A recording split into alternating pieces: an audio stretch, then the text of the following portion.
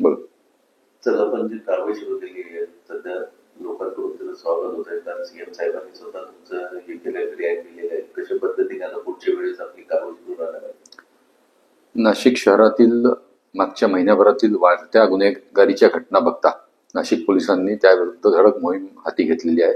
आणि कुठलाही गुन्हेगार असो, छोटा असो व कितीही मोठा असो, तर कोणीच यातून सुटणार नाही याची दक्षता आम्ही घेत आहोत.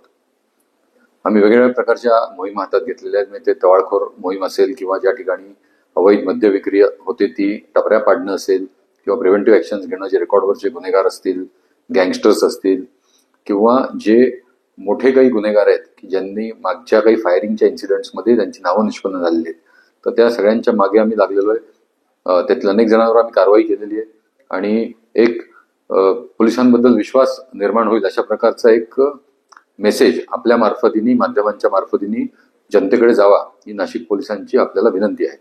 माझे पूर्ण नाशिक मधील नागरिकांना आव्हान आहे की पोलिसांवर विश्वास ठेवा.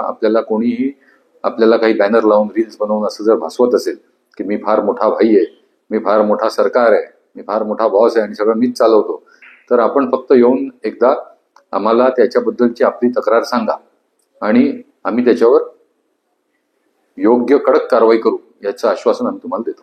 सर,